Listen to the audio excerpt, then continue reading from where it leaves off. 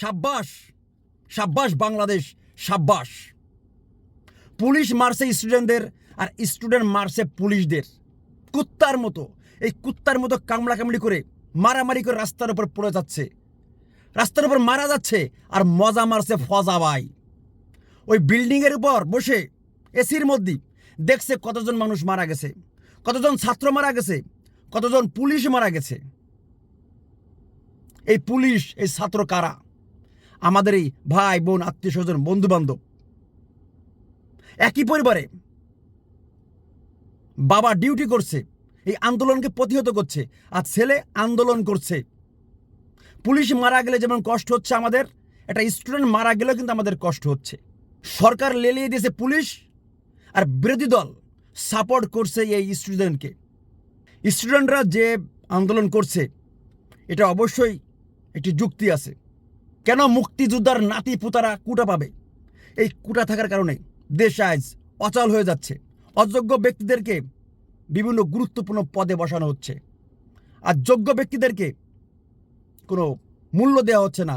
আর এই মেধাবীরা বিশ্বের বিভিন্ন দেশে চলে যাচ্ছে, এবং সেই দেশে যে ভালো কাজ করছে, দেশের উন্নতি করছে, আর এই দেশে অযোগ্য ব্যক্তিরা বিভিন্ন পদে বসে দেশটার বারোটা বাজাচ্ছে। সামান্য একটি বিষয়, এই স্টুডেন্ট কারা? আপনাদেরই তো সন্তান, আমাদেরই সন্তান।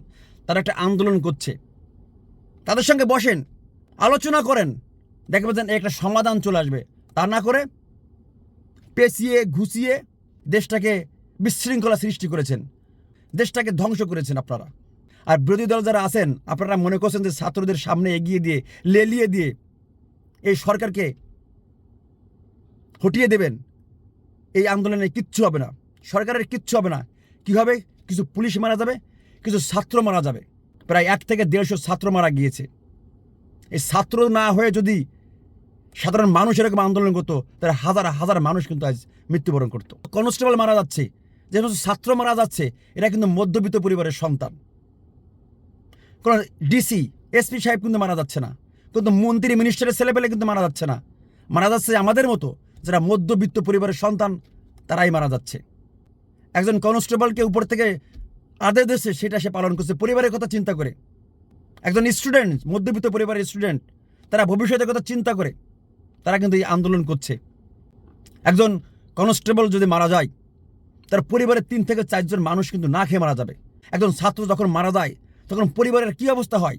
পিতা যখন সন্তানের লাশ কাঁধে করে নিয়ে কবরস্থানে যাবে, এর থেকে বড় কষ্ট পৃথিবীতে কিন্তু আর নাই।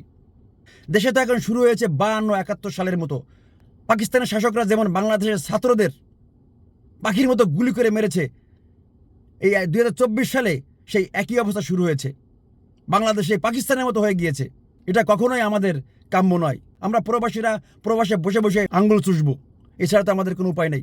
ইন্টারনেটটা পর্যন্ত আমাদেরকে বন্ধ করে দিয়েছে। আমরা মাথার গাম পায়ে ফেলে প্রচুর পরিমাণ অর্থ বাংলাদেশে পাঠাই, বাংলাদেশ সেই টাকা দিয়ে পরিচালিত হয়।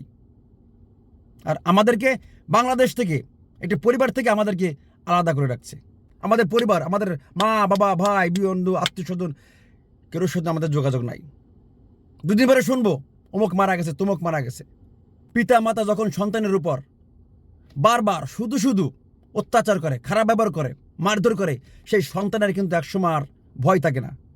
ওই সন্তান পিতা মাতার অবাধ্য হয়ে যায়। একসময় ওই সন্তানই ওই পিতা মাতাকে মারধর করা শুরু করে। বর্তমানে ছাত্রদের অবস্থা ঠিক তাই হয়েছে।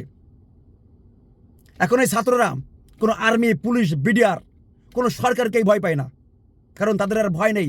সেই ভয় এই সরকার আগেতেই ভেঙে দিয়েছে। মনে রাখতে হবে, জোর করে কিন্তু কোনো কিছু হয় না। ছাত্রদের কেউ কখনো জোর করে, জুলুম করে দাবিয়ে রাখতে পারে নাই। যা 52 সালে দেখেছেন, 71 সালে আপনারা দেখেছেন। বাংলাদেশে যদি পুটা ব্যবস্থা থাকে, শুধুমাত্র মুক্তিযোদ্ধাদের জন্য এবং যারা প্রতিবন্ধী তাদের জন্য থাকবে।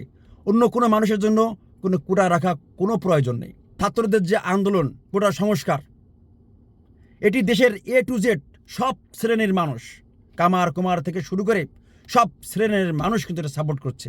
সরকার কেন বুঝছে না বিষয়টা? আর এই সুযোগটা এই বিরোধী দল যারা আছে তারা গ্রহণ করছে। সুতরাং সরকারের উচিত সুষ্ঠু মীমাংসা করা। ছাত্ররা তো দেশের ভবিষ্যৎ, তাদেরকে যদি এখন গুলি করে হত্যা করা হয়, এর থেকে আর নিম্নমানের খারাপ কাজ আর পৃথিবীতে নাই।